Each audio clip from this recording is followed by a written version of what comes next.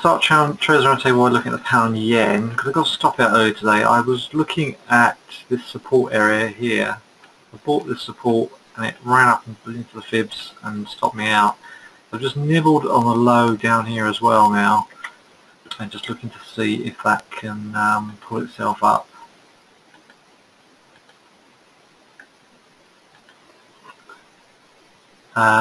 Little hammer there, just struggling at the moment. The markets are generally not that happy. Let's look at the daily. So we've got this support underneath. So big push up from this fib level here, pull back, push up. At the moment, not holding.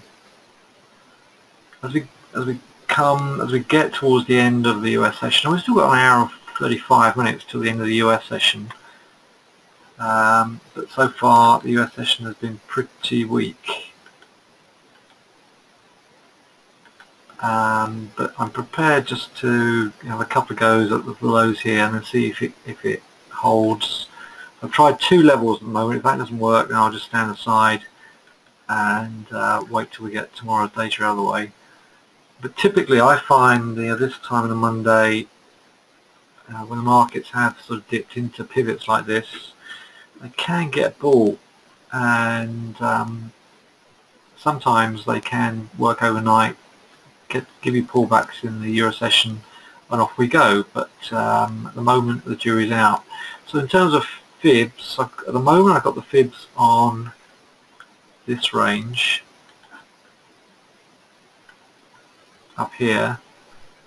So we've had a wave, lower wave, but again into a lot of support. Just looking to see if this can close. If we can close above here, then maybe we can get going. But in the meantime, like I said, the jury is basically out. That's why I'm not feeling my boots down here. Just looking to see if that can do something. I did short the Dow on this move. I only got part of it. I didn't get the whole thing. And we've talked about the sideways range in this. So I talked about the sideways range in the video.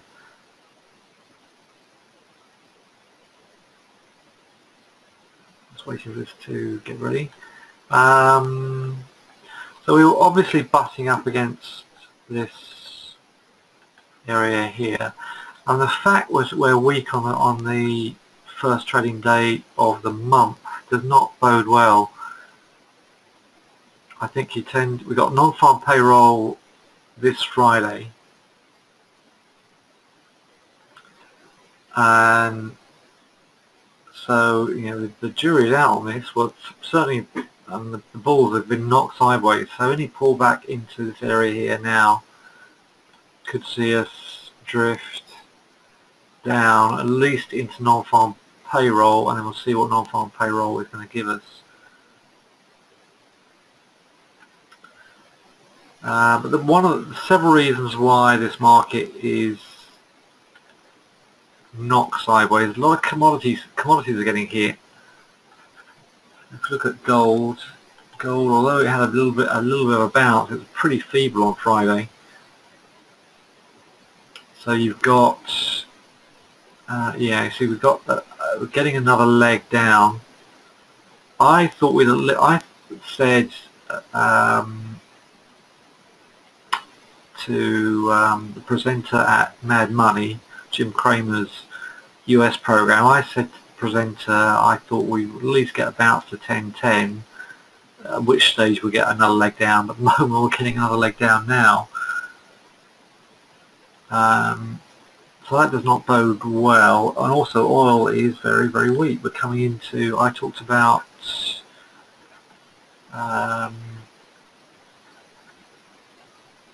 coming down into this area here, which was 44.70, 44.80. Well, we're very close, very, very close. It's a great trend. If you see something where the 20 EMA, well, you've got all the moving averages opened out. So you were sideways here, but the highs were definitely selling here and here, and it's just in keeping with the trend. It's the trend really is your friend.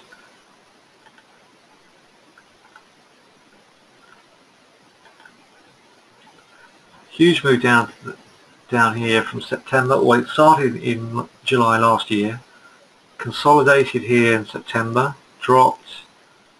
So there's huge consolidation from about early April to mid-June, or late June, and we just rotated back to the downtrend. There's a nice little reversal bar there under a fib level. So you could have just waited for confirmation. That was July 2nd. So last month we started very weak, and this month we're very weak. If you're not in this, I would suggest you're potentially too late. I mean, it could just keep going, but ideally you need to, if you're going to get short, either short at resistance, get a nice near or far out contract, or whatever it is, what instruments you use to trade at these highs, and just sit in it. Otherwise, if you're day trading it or intra-week trading it, then just look for any pullbacks into sellers bars. Big sellers bar on the 1st of July, 2nd of July we push into 58. So see a repeat of that. If we push back into 46, that's potentially a good move. We could see if we can hit these lows. I was shorting this last week. I think it was so I started shorting it on the 30th and got 100 points. I called it in the room. We started seeing, we created a gap on the invents, and we started to fill it on the 30th, and we completed the fill and more on the Friday, and then we've opened the door on Monday, and here we are still selling. So that has an impact on obviously the mining sector. Tell you what, let's go through forex first, and then we can lead the way for stock scan. So basically we have here a very strong dollar. We're non-farm payroll on Friday. At the moment the dollar is just getting bought. You can see we had extreme RSI here middle and late July. Pullback last Wednesday, and now we are putting a hammer, and the last two, well, this is the third day in a row that we are pushing higher. I would stay out of it based on the fact it's already too high. I mean, if you want to get into that, you're going to have to buy at a very high rate. If we close here today, then 100, 120 is a potential pullback tomorrow. I think my main focus this week is the pound, because we've got the Super Thursday, as they're calling it. On Thursday we've got UK rate decision, and I can't find anybody at the moment who's expecting a rate rise. That's not to say we're not going to get one, but the most likely thing is that we could start to see some members of the committee, the policy committee, starting to swing towards putting pressure on the governor to raise rates. If that happens, and the votes show there is sentiment towards raising rates, I think this could really lift the pound. However, at the moment we are really tight in this range. Ever since we lifted off of here on the 24th, we just hit resistance, and we've not done anything with it yet since. Based on the fact that we're above all moving averages, so to me the trend is up, and I'm sticking with that trend until it changes. So we've had 1, 2, 3, A wave, correction, B wave, move, C wave. Are we going to get a D? Are we going to run this? Well, I'm just buying pullbacks to see if we can hold this area here and push up. But I have to say, this is not the sort of price action on the beginning of the week that is going to give me great confidence as a pound bull. But the fact is, at the moment we are certainly going into the Asia session, holding the 20 EMA. The good old 20 EMA is, you know, a decent indicator. At the moment we are holding it. 60 minutes of smaller time frames. There's the weekly you can see on the left. Nice big blue bar last week. And we're just pulling back into that blue bar at the moment. And you know, this intraday, this 60-minute 585 is a good area to potentially start to form a base and move up. But if it is going to happen, it's going to happen in the Asian session, and it certainly didn't happen. We tried to make a base in the Euro session, sorry, the US session, and it's not worked at the moment. So I'm still buying dips, and you know, I am long this one from I'm just about break even. I might be slightly ahead, but not. It's marginal. The jury's out. So this could easily, with a gap like that for the 20, we could still need to come lower, at which point I will, at the moment I'm just keeping my stop underneath these lows. If I get stopped out, I'll stand aside and then see if I get a buy signal tomorrow. If not, I'll stand aside and just continue to watch, but I'm not shorting this one because I think the weekly to me suggests that that's got plenty of room to move to 200, but the daily at the moment doesn't. The daily is not confirming. Intraday signals are beginning to hold. So let's stick to forex. And the pound Aussie has had some great moves. Let's stick to the pound for a moment. Pound Aussie has had some great moves, and you can see the chart pattern I've got here on the 60-minute chart. So whenever it gets hard push down onto this support, onto this 212.30 area, it's got bought so far. At the moment we are just inching up. If we can run up through 215 and hold that, then we could start heading towards 220.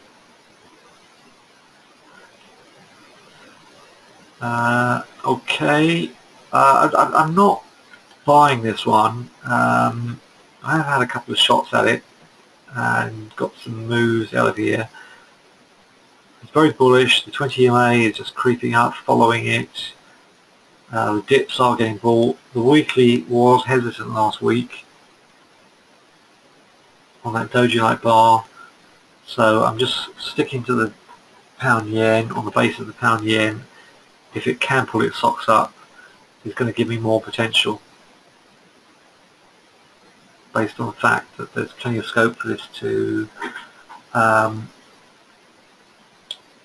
potentially over days and a week or two or more get up to 200, 195 and 200. But it's a longer term view at the moment. It's not looking great, but happy to buy that pullback. Right, euro.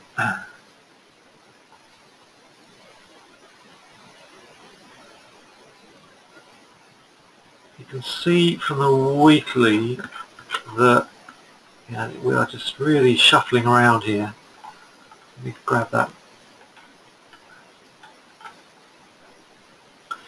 So we touched that 220 EMA and rejected it last week, but we've still got a lot of support down here at 109. It looks as if it could roll over. It could drop and just keep going. Obviously, non-farm payroll could. This is the issue with the markets. If there is a rate rise coming because jobs are getting a lot firmer in the jobs market being a lot further in the US, then that could really put a lot of downward pressure on this, and certainly from that daily channel we're struggling. We can't close above this 110, and it was just gradually easing our way to the downside. That could change if we close above 110. That could change. That could definitely change. But it's not showing any force at the moment. Oh, and that's all I've got really. My main focus of this week is, let's have a look at the Aussie US.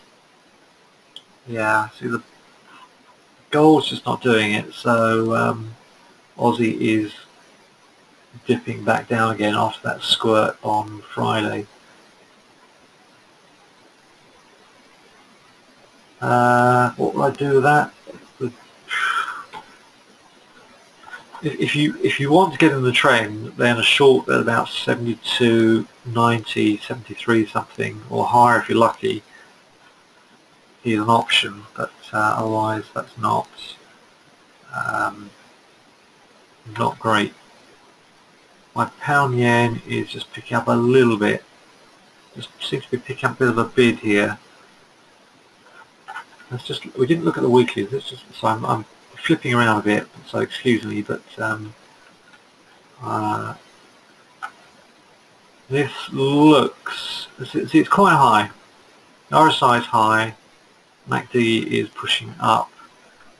Let's look at that MACD a bit more.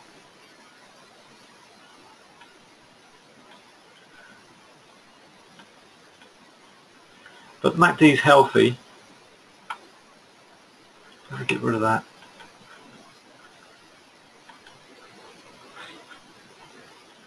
It's healthy. We've got this weekly hammer down here. So we've got support around about the 190.60 and 191.70. Potential to break out. If you pull that right back, all right, I don't know what's happened to that.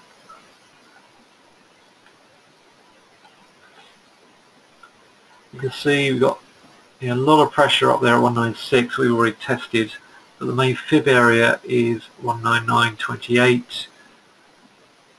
And if over a period of time we get going, then 21 and close to 22 is an option. Obviously that's really got to have a gigantic push for that to get up there. But EU economy is great. It's in reasonable shape. It's got steady growth figures, not startling growth figures, and there is an issue, there is a bubble in the housing market, and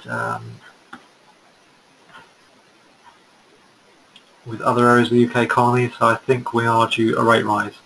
Right, any questions? Let me just find the question box first of all. Can't even see it right now. Where's the question box gone? Oh, I got it.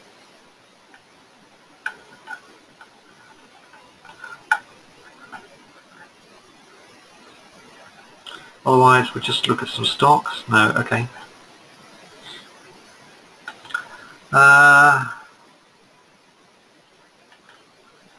Just go back over. I posted this short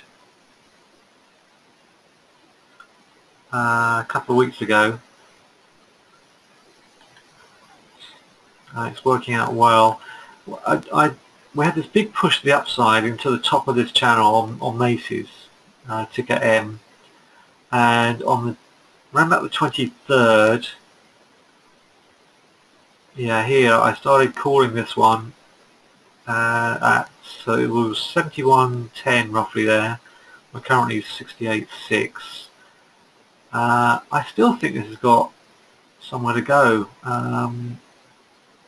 Nice reversal bar on Friday under that 20 EMA. Obviously, I think we're going to boomerang to 66.65. I think that's got plenty of room to get down to 66.65. But it's a nice channel.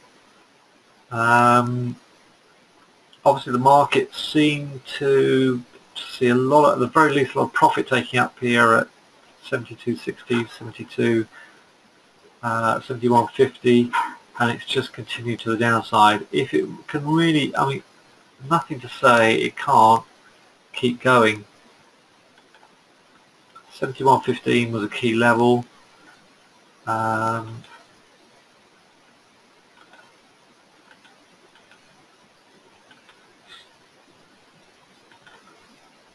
We could come all the way down here to 66 on Macy's. Okay, so that's an update on that one. Blacks though is disappointing, because I was watching this one for quite a while, getting ready to buy this, and it just blasted up and didn't give me much of a chance. So let's have a look at where we are now.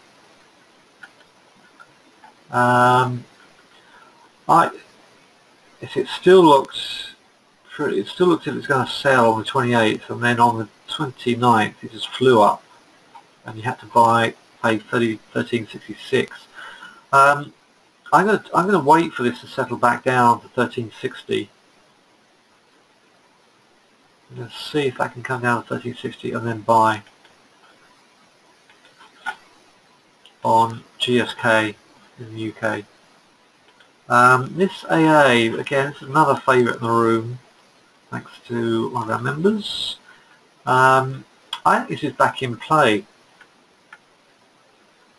We had this quite a big dip down to 356. We're currently 370. I think that's worth nibbling at like 365 with a stop under 360 to see if that can gain some momentum.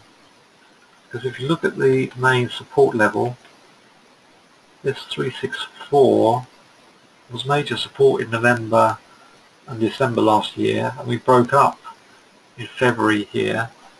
So I think AA is a nice potential option. It's had a good day.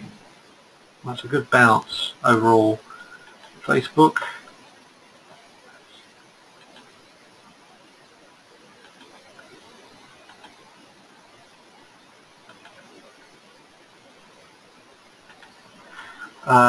I would like to add to my position if we can come down to about 89.40, or at least the 90 level. It's a nice potential bull flag here. We may not even see that. It's a good bull flag. We've had two legs up, at least two legs up since June, mid-June, and we could potentially get a third leg up. Intraday, yeah, just try and, if it starts to get weak, the weekly chart has actually got a sell signal. It's a new high, the close below, that's actually a sell signal. It's a very bullish chart, and so 88.90 is a potential entry on the long side for that one.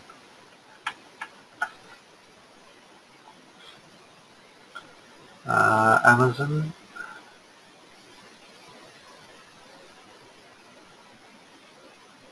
Okay, let's just look at FinViz for sectors.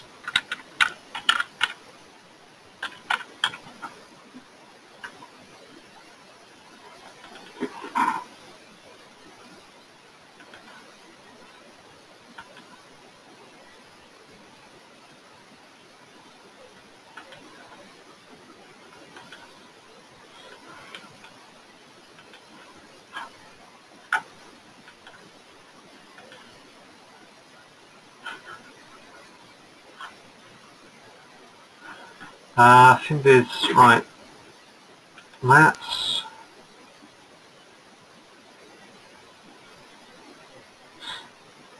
So you can see the technology sector over here has got a little more green than other sectors. Consumer goods, Apple's down 2.25%, so that's one of the reasons why the indices are weak.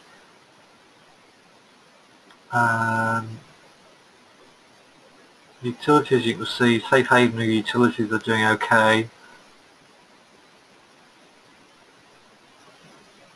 Financial, a lot of red in financial.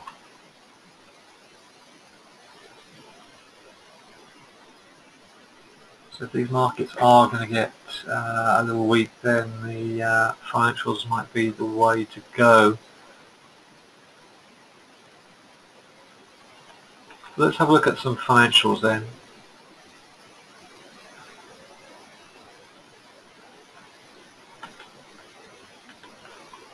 Let's have a look at some of the high RSI. Let's look at over 20. Let's look at over $30. Let's make sure we've got some with decent volume, over 1 million. And now let's go to technical and look for any. Let's drill down from the top of the RSI scale.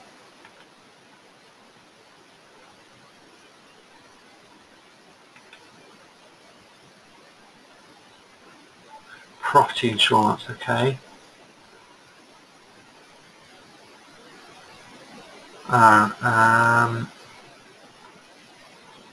Right, Chubb and HCC are gaps, so let's just leave those. Let's drill down 70. Now, yeah, the reason why I'm interested in this is because if we are getting close to rates, so things like property insurance is going to come under a lot of pressure.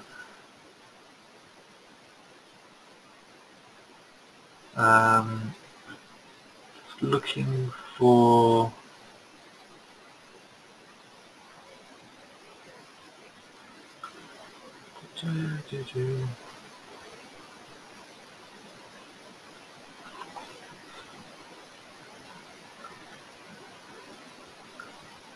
I've got some exchange traded funds in here, so should have put that. Probably should have got rid of that.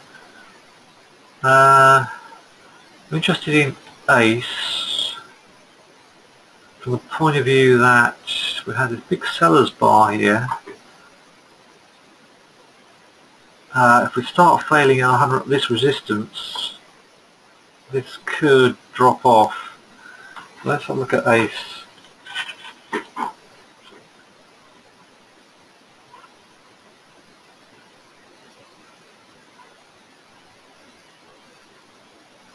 Bear with me 1 second.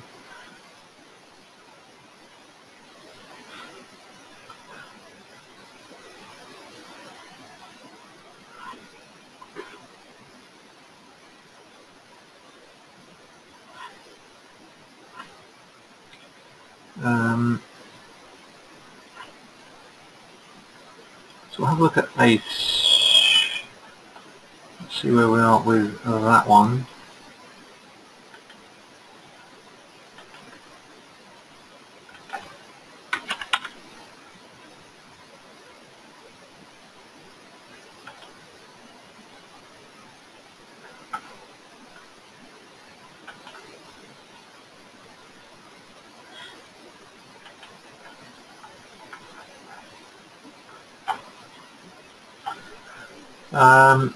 Messy chart, very messy chart for a start. We're underneath that resistance level. I have to say that's too messy for me. I wouldn't do that. Let's look at some more bellwethers.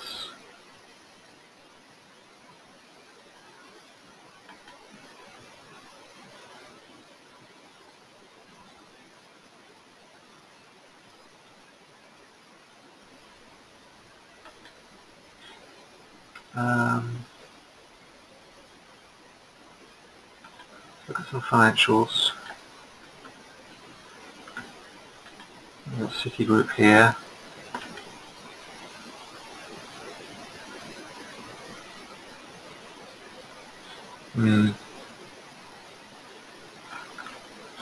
This Citigroup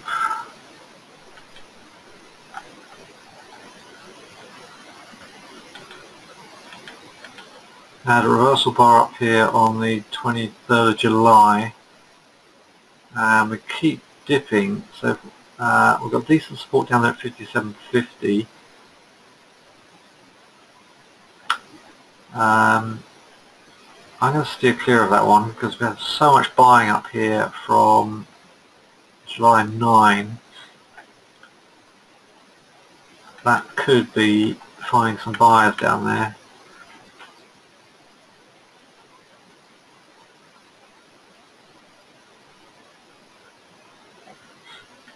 Goldman's.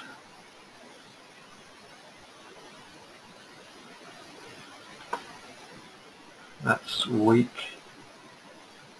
Let's look at the MasterCard and Visa.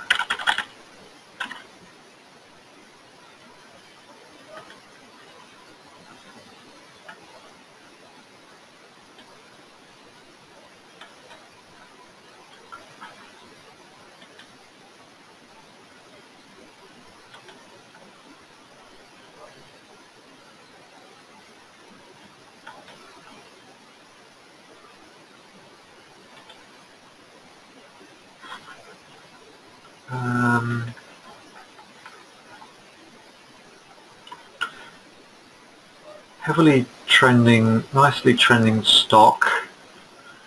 The lows in July were nicely bought.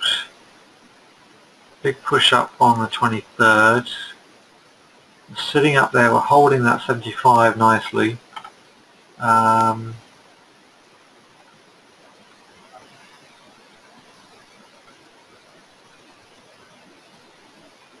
think it is shortable. If we end up with a bar like that today, we had a sell signal last week, 30th was a new high, 31st was a close below. That is a sell signal on Visa. If you can pick up 75.40 tomorrow and get your stop about 100 and something points above it, yeah, I would wait for a pullback. Let's see if we can get a little higher, maybe into 76, 75.80, that kind of thing. See if you can pick off, see if you can offer out higher up, and see if that can fail, because that is divergent up there with a sell signal on Visa. If you're not happy shorting a big stock like that, look in this sector. Look for something that's got a similar pattern. Maybe it's not such a stronger brand. If you've got a preference for avoiding big brands like that, then try and find something with a similar setup by doing the same sector. Okay, it's nearly 8 o'clock, so I'm going to close this up for now. But I will do another scan later on tonight and just post that in the room tomorrow. I'll pick up on the sector that we looked at and come up with a couple of other suggestions tomorrow. But I do like AA and Glaxo's GSK on the long side in the UK, and I do like Facebook still for long side on the US on the dip. And I still think Macy's is a good short. And the financial sector is certainly worth looking at. Alright, thanks for joining me. I'll stop the recording now and see you in the room tomorrow.